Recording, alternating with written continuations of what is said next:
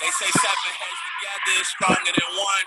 Making plays, open J's in the open run. If we talking about breaks and shooters filling lanes, my dogs is down for war. You can tell how they train.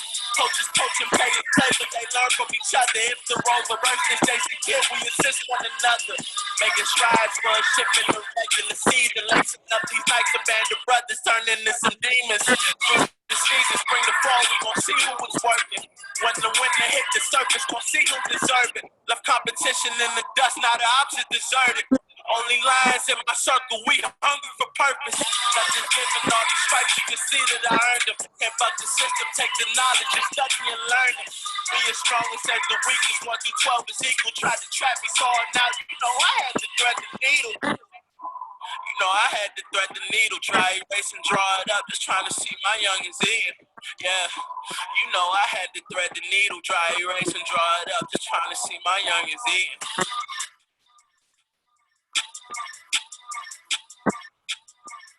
All right, welcome to another episode of the Coaches Show for the coaches by the coaches. Today we have special coach in the building, just like all our coaches, Morello Vest from Paula 6 High School, and also Team Takeover, EYBL. How you doing, Coach? Doing good, man. Thank you for having me on. Oh, thank you for taking the time to be out this time of night at 9 o'clock. I know, like Coach Chuck said, it's past all our bedtime. We'll get through this show. The coaches have prepared their pregame speeches, and we're ready to jump off. I'm going to start with the first question. It's going to come from Coach Chuck Henry from our high school. What's going on, brother? How you doing, man? Good, man. So yeah, quick question for me, man. Just like I know a lot of these answers. You got a special place in my heart, man. A dude who kind of took me under his wing as soon as I came on the Takeover, man. It's like, just learning from a legend. A lot of people don't know, but you actually started the orange team for Team Takeover, right? Yeah, that's a long time ago. But yeah, we started the orange team. That was the original first year Team Takeover actually. And we transitioned, myself and Coach Martin, and that was bringing on some kids that I had that were really talented. So that was the beginning of what we have now. Gotcha. All right, so give us some background on who you are, what you've done, where you've been. Just tell us who Coach Vest is. Ooh, well, I'll give you the short version. I won't bore you guys, the young guys, with a whole bunch of details, but been coaching this area for over 20 years. I actually started at the middle school level, coaching at James Lee Community Center out in Falls Church, Virginia, actually. Went from there to Fairfax Stars and went to DC Blue Devils. Learned a lot from that coaching that program. And I was fortunate enough to get with Coach Keith Stevens and Kenny Johnson, guys back in the day, to come under Takeover. And I've been with Takeover ever since. High school wise, I was a head coach at North Stafford High School long time ago. I think that was like 2002 or 3. That was a unique experience. Living in Alexandria, coaching in North Stafford High School. Best thing about that was able to bring probably one of the best kids ever, kid named Chris Darnell, who actually he worked with Phoenix Suns for a while. From there, coached at Carroll High School, which was a blessing, with Coach Bill House for a year. Then I went over to Bishop Ireton for a year and was lucky enough to be asked to come on board at Paula 6, which I've been for going on, I think 8 years now, 9 years. After a while, it kind of runs together. Gotcha. Okay. No, that's great, man. I appreciate you giving us some background on yourself. So I'm gonna pass it over to Coach Kamar from Parkdale High School. He's got a question for you. Okay. What's going on, Coach? Nice to meet you. So you spoke briefly on the Coach Chuck. He said he knows all the answers, but I don't know all the answers to your story. So, Right. you briefly said that you were a head coach and now you're assistant coach at PVI. Can you briefly explain to us what's the difference between taking that head coaching role and then being assistant? What's the difference between the two, and how was it managing, navigating being an assistant and head coaching, and maybe you was a head coach in between from 2003 to now? Explain. Well, the thing that I always say, once you're a head coach, you're always a head coach. And as assistant coach, your job is to make the head coach's job as easy as possible. Okay. And always have the mentality of a head coach, but you have to understand what's need to be done. Whether that's one day you in charge of the scout, next day you in charge of recruiting, next day you got to have a conversation or X and O's, whatever needs to be done. Once you take on that responsibility as assistant coach, you have to provide whatever leadership and direction you can to assist the head coach, but also do whatever you can for the team. Definitely. I definitely can attest to that, man.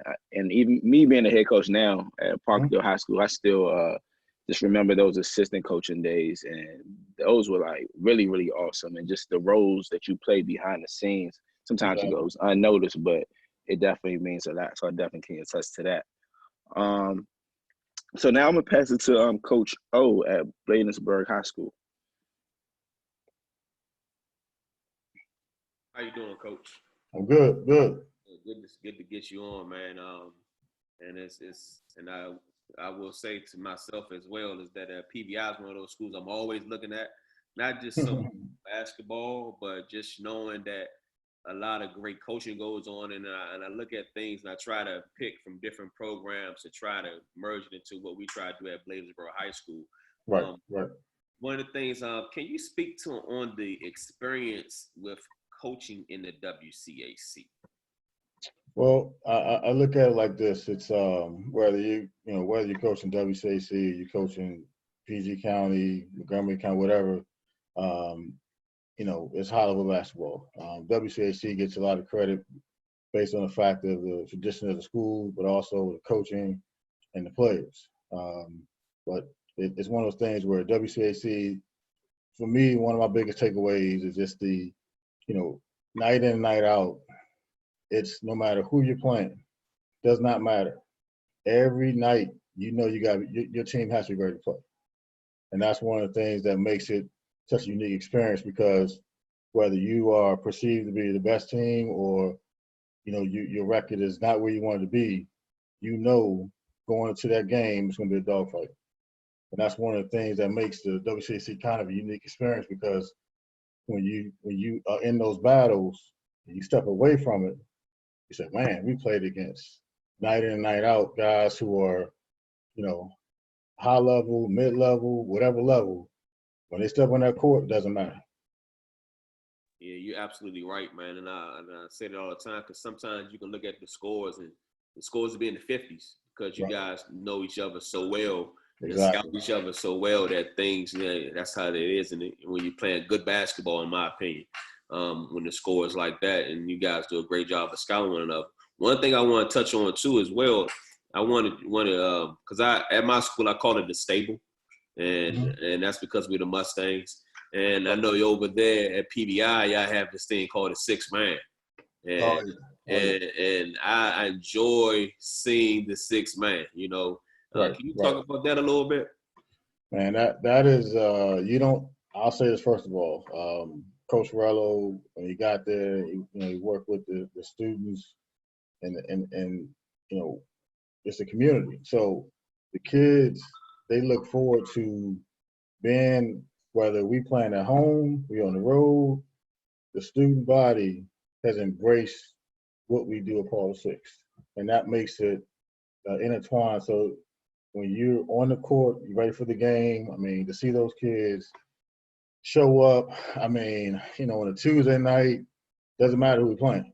Obviously some games are, a little get a little more excited, for some of the kids or whatever. But for the most part, that 6-man brings the energy and the excitement throughout the entire day. So when it's game time, those kids are ready to go. Definitely, I see it, and then I see also too, and it's kind of like a competition between the schools too. Oh yes, Student bodies start competing against one another, so that's another game all by itself. In PG County, it's our cheerleaders trying to do backflips down the floor. Right. So Yeah. I definitely get it and understand it, man. I appreciate Exactly. that. Appreciate that information. So I'm gonna pass it over to Will Minard from Southern High School. Coach Vest. Yes, sir.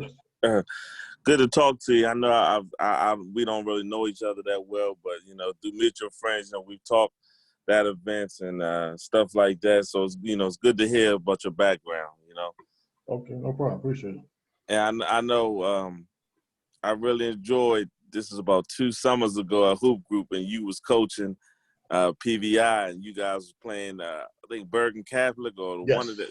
Man, you was off the hook that game, man. Oh my goodness, that was a good game. They had them 2 studs, remind me of Rayfler Friends and those dudes. But man, that was a good game. But I enjoyed watching you coach because I see a lot of coaches in the summertime just go through the motions and stuff like that. And, right. I mean, you could tell your kids fed off that energy. That was fun to watch you coach. Appreciate it. Yeah. Coach Lamar Butler set me up that day. So say that for another show. So my question is, can you explain to me your post-game awards? I mean, I follow you on social media and a few of your other coaches, and I see you guys posting Windex and hard hats and all that award stuff. And I'm noticing more and more teams in the area are starting to take that trend. So I'd like to know, where did you guys get that from? Well, like I said, Coach Morello, that was one of the things that he came, over the years it's grown. Windex, hard hat. It's just one of those things where you want to reward guys for doing not just scoring 30 points a game. You want to reward the kids for working hard, taking charges, getting rebounds, taking a tough defensive assignment. Being vocal on the court. After the unfortunate death of Kobe Bryant, we added the Mamba Award. So it was, you look around, you start to see other programs, doing that, and that's exciting because these kids have a lot of things they look forward to, and things they can control during the game. How hard they're playing, the energy level. Those awards, they look forward to it at the end of the game. Now, at the end of the season, do you guys have a special award for the person that won the hard hat award the most amount of times or stuff like that, or it's pretty much just a game-by-game basis? Well, they do award. We do awards at the end of the season. With how things kind of, we didn't really get a chance to do we didn't get a chance to do some of the things we wanted to do, but the awards that we do. Hard hat, lunch pail, lockdown. These are awards that when the kids are going through the games, they want to know this. They want to know, Coach, how many charges do I have? How many assists? Things like that's exciting as a coach. When you're sitting on the bench and it's a tough game, and your leading scorer is not worried about how many points you got. He's worried about, man, how many rebounds I got. So those are things that kind of get us as coaches excited. And it definitely shows how strong and solid your culture is at PVI. That you guys have high major kids excited about taking charges. So then hats off to you guys and the rest of the staff at PVI as well as the players. Thank you. Appreciate that. I'm gonna pass it along now to Chuck Henry.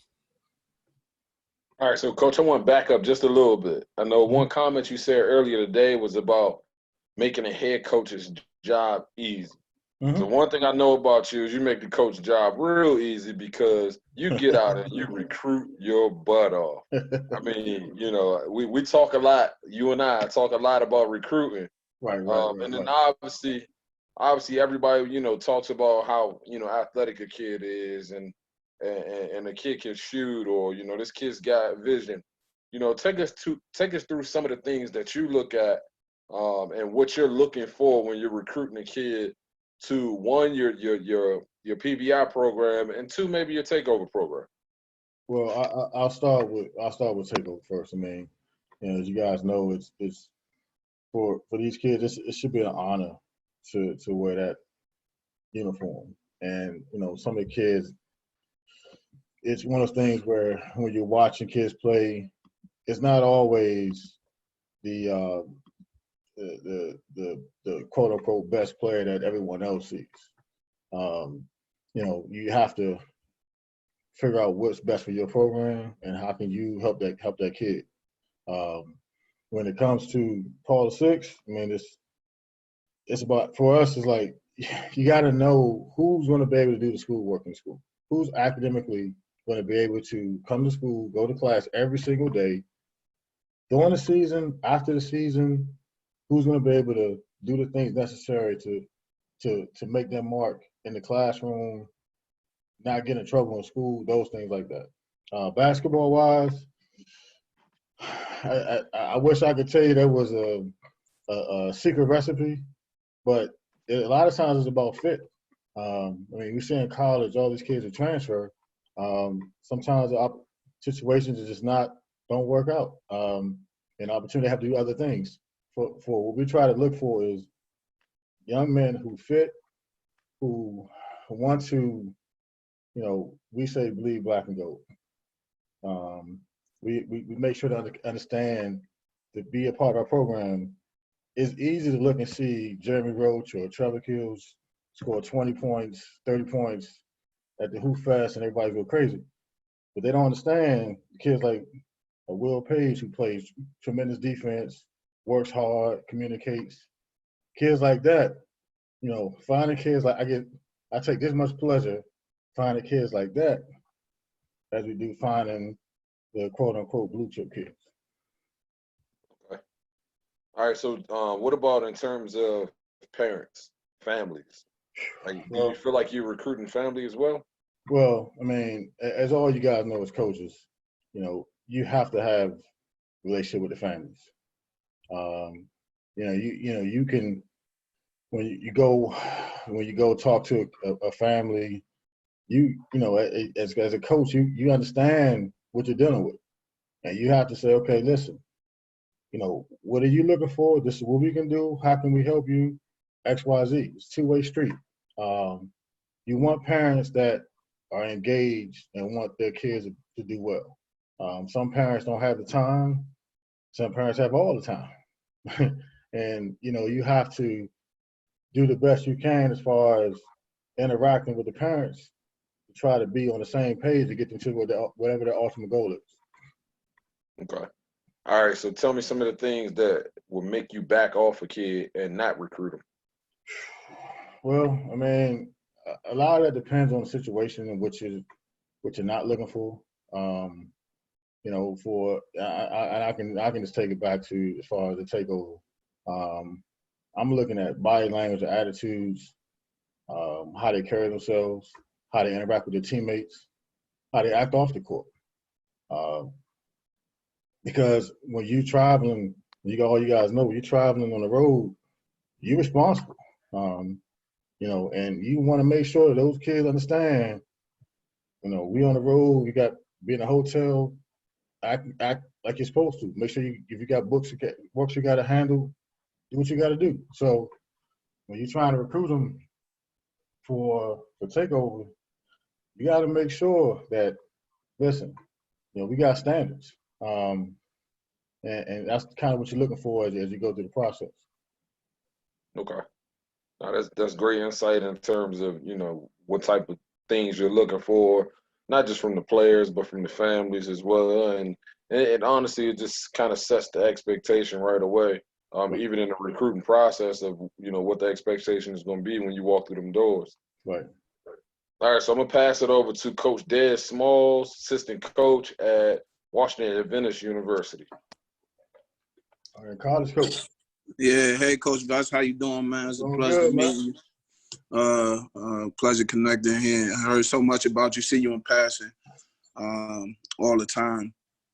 So mine is just sticking to the recruiting part. I mean, obviously your program is known for high-level guys, high major guys, and you talked about guys like Will and stuff like that. So obviously, like schools like myself, like NAI, I go recruit anywhere, but and I try to go after the best, even if it's out of the reach. But you know, for those guys that may not be the high major guys that's on your roster.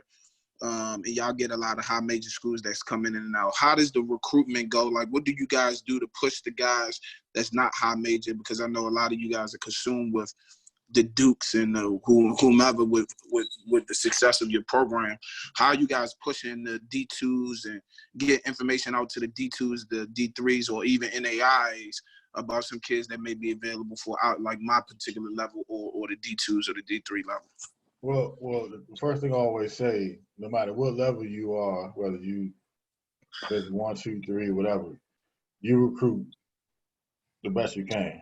You never, you know, obviously a certain kids, you know, depending on what level you are, what you're gonna have to go through if you can't get that kid X, Y, Z. But for us, we try to make, you know, our open gyms and things like that available.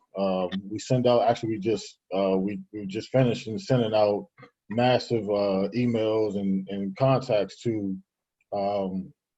coaches all different levels. And if it's coaches that contact me or one of the other coaches and they need anything, we'll do whatever we can. Our door's always open, no matter what the, you know. Obviously, we're forced to have some kids that are higher level, but you know, we have like this coming up year. We have I think 7 seniors. They're all not going to Duke. You know, they're all not going to.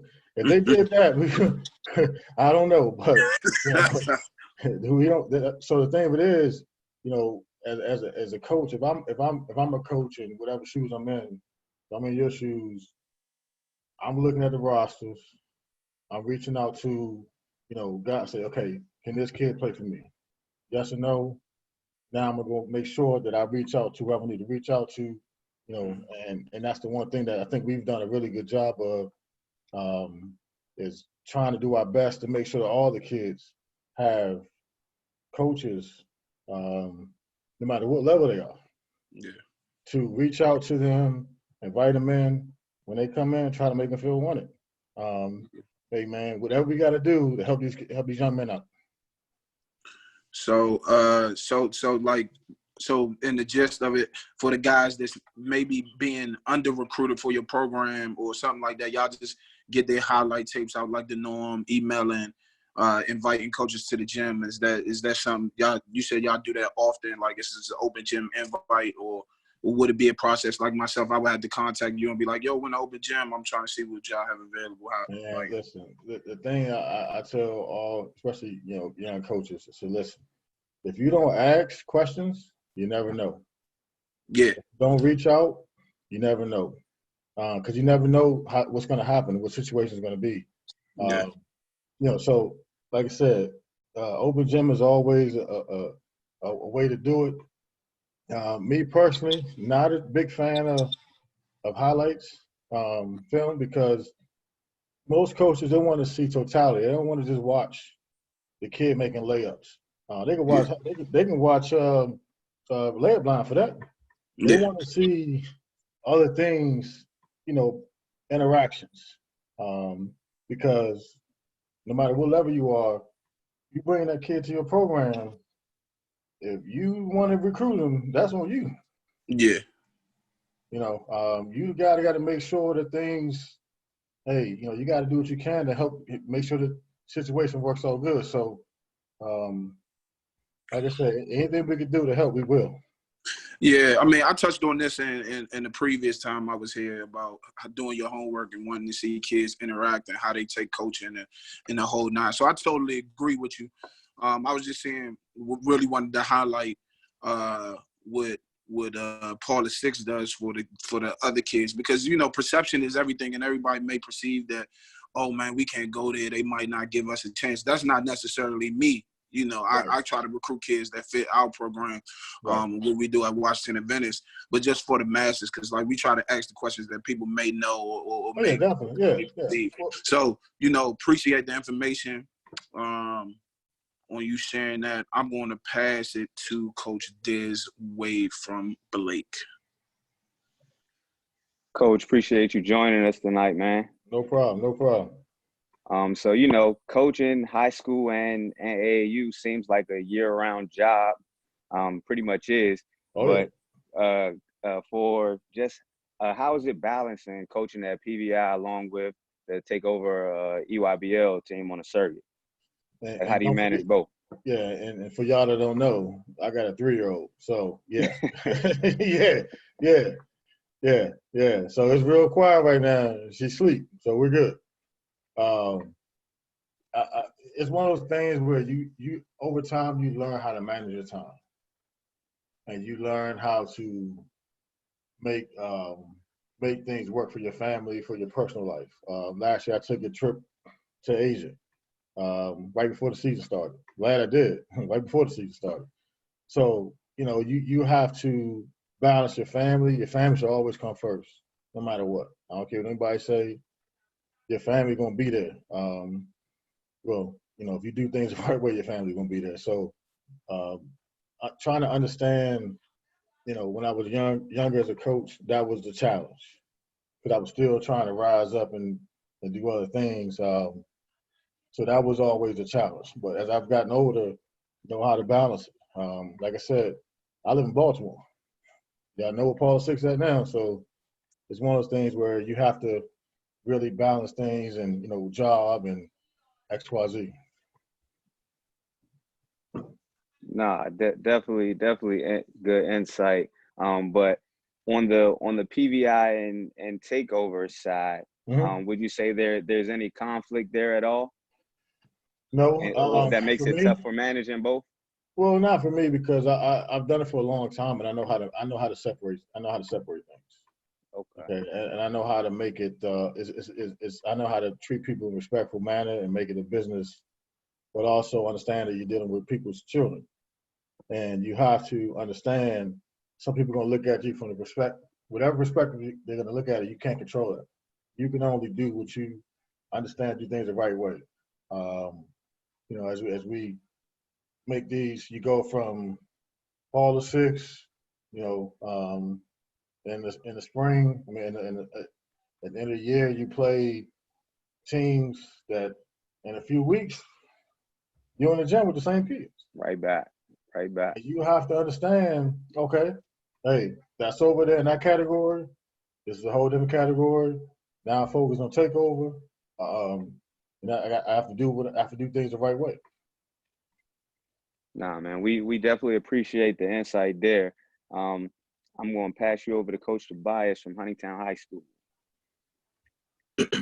What's going on, Coach? What's going on? Hey, question: where is Huntington High School? Where are you located?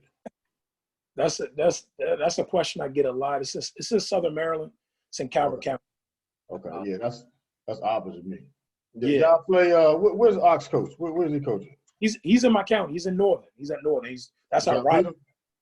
He's literally like 6 miles up the street from me. So yeah. Okay. Yeah, we got him twice this year. Y'all beat him twice. Oh, I ain't asked. I just said y'all beat him, but you made sure. Okay, hey, whatever y'all do, man. Yeah, yeah, definitely. You know, it's been a pleasure having Ox in there. He brings a different type of intensity and flavor and flair to the conference. He definitely does that. Yeah. So you know, it's a pleasure to finally actually sit down and talk with you. We've connected over social media over the last, I would say, couple months, maybe up to a year or so, and even as of recently, you know, I've been blessed to be a part of the Takeover program. Actually, the team that you created, I'm now a part of that Takeover Orange team that some of these guys on the panel are also a part of. Right. Appreciate it, bro. Definitely. Man, it's been a pleasure. It's been a pleasure. I've learned so much, and just like a sponge, continue to grow and soak up things. So we know that Takeover's had a lot of success, a lot of tradition over the X amount of years. And we know as recent as 2018, they captured Peach Jam. And so, question to you is, can you explain that 2018 EYBL championship run, and kind of just break down the experience, maybe from even coaching in it, the atmosphere, maybe some of the talented players that you came across, the fan support. Can you break down some of those things and kind of give some insight?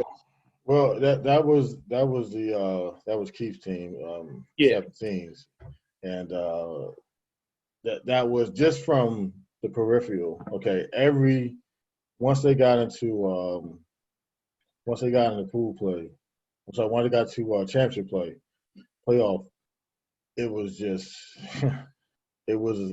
I mean, I've been through. I've seen a lot of games. I've seen a lot of, but it's just because it's a smaller venue. It just makes it unbelievable because you had every high major coach, everyone was there, and to see kids that you coached the year before not win the championship, finally get one, it was tremendous, and you were just happy for the kids, the family, the parents were just phenomenal, not just the parents from that team, but all the parents that were there. We had the same thing happen this past year. Last year when we played the 16s in the championship, when we 16s played in the championship game, we lost, but all the parents were there, the young kids, older kids, everyone. So that was an incredible experience to see young men who are that was 2018. See guys who were high majors getting ready to go get drafted. Like, man, I can see in a year or two, that guy that I just watched, next level. So that never gets old. Oh man, I can only imagine how much fun and the stories and things that you guys have from that experience. I mean, I appreciate that, and so I'm gonna pass over to Coach O, but I kind of just real quick just wanted to piggyback off of something that Coach Will Maynard from Southern spoke about with the awards. Like I said, I do follow you guys on social media a lot, and I just started coaching within the last couple of years, so I always look at things to try to bring to my program. And one of the things that I actually did bring to my program was the awards. And so I'm not, this is coaching, so nobody makes up anything. You don't reinvent the wheel. So I took definitely, and those are things that the kids definitely look up to. They look forward to, and they fight just that much harder to get that lunch pail or that belt or that Windex or whatever award you may have. And so to that, and it's been a pleasure getting to know you on another level. Talking. We'll pass it over. I'm gonna pass it back to Coach O from Bladensburg, and I appreciate it. No problem. Yeah, it was great insight, man. I want to say thank you too for coming here too as well. Like Tobias said, gained a lot of experience coaching with Chuck, Tobias, Dez over at Takeover the Orange team. Man, it was absolutely fun. It was my first summer. Remember summer, we always joke about things that what happened and how much fun we was having and stuff like that. So we got one more question coming from Chuck Henry over at Fairmont Heights High School. All right, so this question is a little interesting for me because I always wonder, as a head coach, what the hell are my assistant coaches saying to these kids when they come out the game?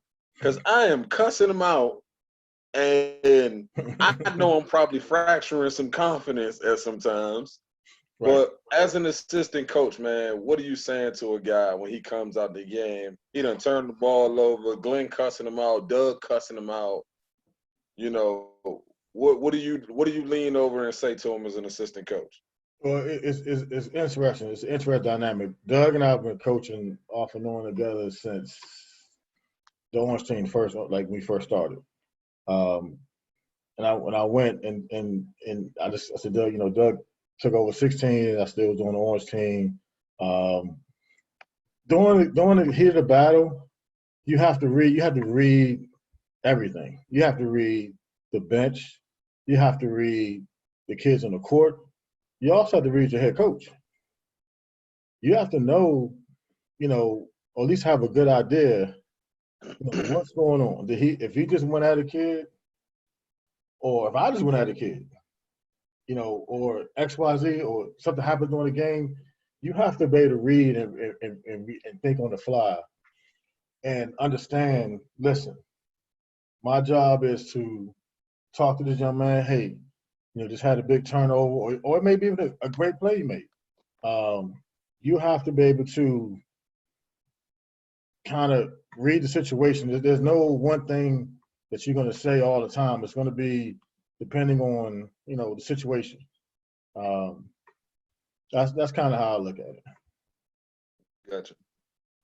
So when you're reading a situation, are you looking for like a certain reaction out of the kid, or what prepares you to say to your head coach, put him back in? Well, a lot of times, when it's whether it's during the winter season or the high school season or travel season, you practice and you scout and you have breakdown sessions and you've already discussed what's going to happen or what you'd like to see happen throughout the course of the game. Hey, man, we know we got to work on getting this guy in the game a little bit XYZ.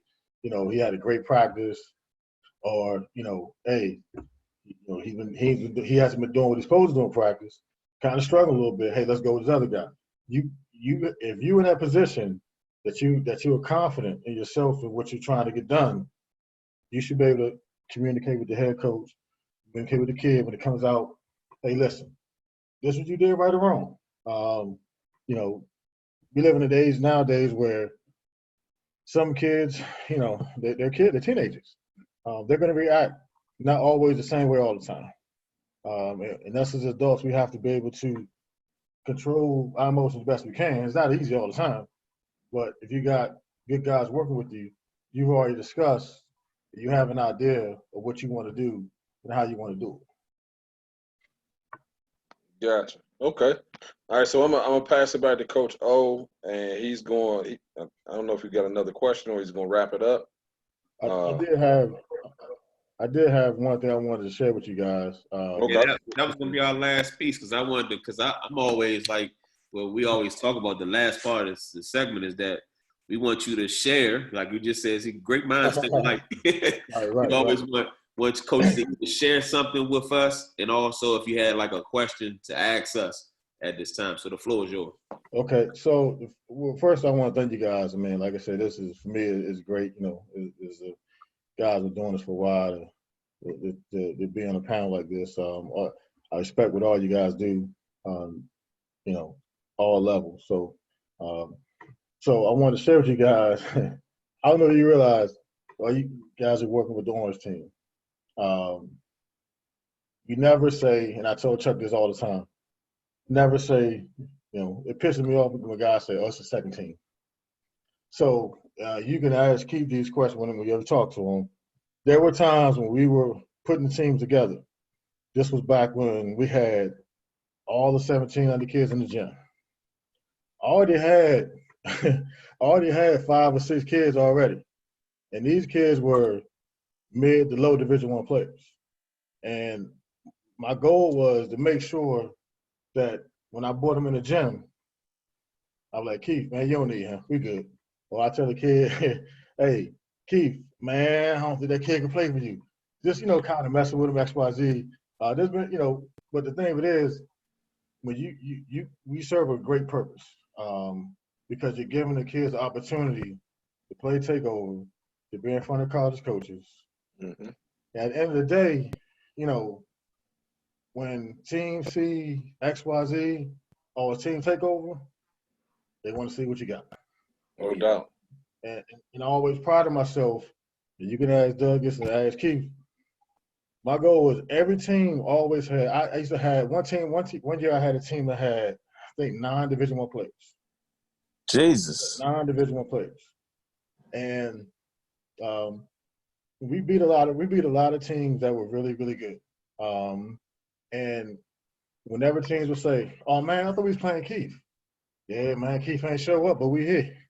So that was always the way I look at it. Yeah, no doubt. And it's one of those things that's been ever evolving for us.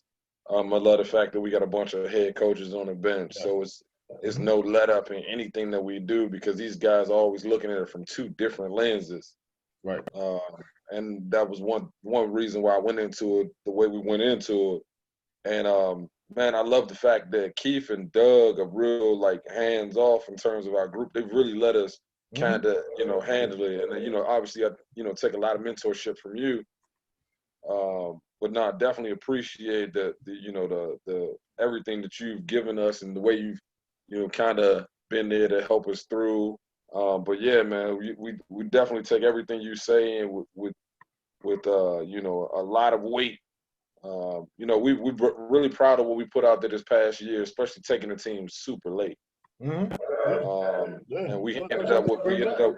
Yeah, I think these guys are doing a great job as well. I mean, so far 2 Division I signees, 1 prep school signee, 1 Division III guy, 1 Division II signee, and a few guys who still have some scholarship offers on the table. So definitely appreciate you for that, man. No, ain't no problem, man. I'm glad to see you guys taking the tradition to another level. Oh yeah, Absolutely. For sure. Still trying. So, if we can get back to playing basketball, well, one of y'all gonna have to take over that Twitter account though. I got you. Yeah, Tobias gonna be all over that one. All right, man. I don't none of that. That's my expertise. Oh, trust me, it's gonna be yours. There ain't no problem. Yours. There ain't no problem at all. I will say this. I can't exactly remember exactly what tournament it was where we were at, but I remember walking with our orange jerseys on, and everybody was just looking like, "Oh my God, it's Takeover." The music might as well have stopped, and people were just watching us. Yeah, so those that is pretty cool because, like O said, that was last year was my first year with Takeover, and it's been an unbelievable experience. The things that I learned, and actually the coaches that I was able to connect with, right. Coaches in high school alike. Those relationships and things that I've been able to build has been amazing. And so I was really, really hoping to continue that this spring and summer and continue to learn. But obviously with everything that's happened, that got cut short.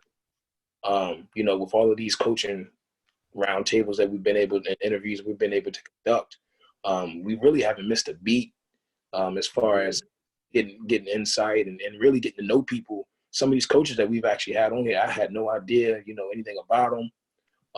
And so it's been a pleasure, man. Oh yeah, definitely. I mean, I look at it like this. I mean, no matter what your end game is, I mean, when I first started coaching, I had no clue that I'll be coaching this long, and being fortunate enough to coach, at the highest level, whether it's travel or high school. So that, anything you want to do is possible. And the more connections you have, the more relationships you have, the further you'll go. It's almost become like a mythical situation as far as people talking as far as recruiting. There was a time where when I lived in Virginia, which was a couple years ago, people just assume I knew every single kid in Virginia. I was like, I don't know every single kid in Virginia, but it was just perception. There are people that still don't know that I live in Baltimore. But they will. They will now. Yeah, but the thing of it is, I'm still going to do my job. Yeah. And my responsibilities and things that we have to do. I mean, Paul VI, we're opening up a brand new school, which I invite all you guys to come out. It's a, phenomenal situation, but it's one of those things where you just have to understand every path is different. And things you want to get accomplished. I expect everyone next year. I want to see who we got. What 1, 2, 3? I expect to see 7 championships from outside of this. Because, like I said, you guys have all put yourself in a good situation because you're feeding off each other's information, which is phenomenal. Absolutely. Yeah, absolutely, man. I appreciate that, man. He my guy, coach, but it only could be 6 because me and John are the same company. Oh, damn. Somebody got to get knocked off. Ah, Somebody got to take the L. yeah. Hey, trust me, if you do this long enough, you're gonna take some L's, buddy. Oh yeah, definitely. No We doubt, definitely no appreciate you, man. So we're gonna wrap it up, man, and we want to say thank you again, man. Like we say all the time, this is a coaches show for the coaches, by the coaches, and we do this. We ask the question that we think the people should know. So a lot of times, some of the questions that we ask, we already know them, like Chuck said. But we got to make sure when we get this out to everybody else that they can learn a little bit more about Coach Vest, a little bit more about PVI, and a little bit more about Team Takeover. So we definitely appreciate you. Appreciate it. Thank you, fellas.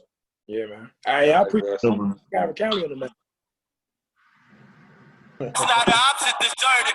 Only lines in my circle, we hungry for purpose. You can see that I earned them. Can't fuck the system, take the knowledge and study and learn it. Being strong said the weakest, 1 through 12 is equal. Tried to trap me, saw it now. You know, I had to thread the needle. You know, I had to thread the needle, dry erase and draw it up, just trying to see my youngins in. Yeah, you know, I had to thread the needle, dry erase and draw it up, just trying to see my youngins in.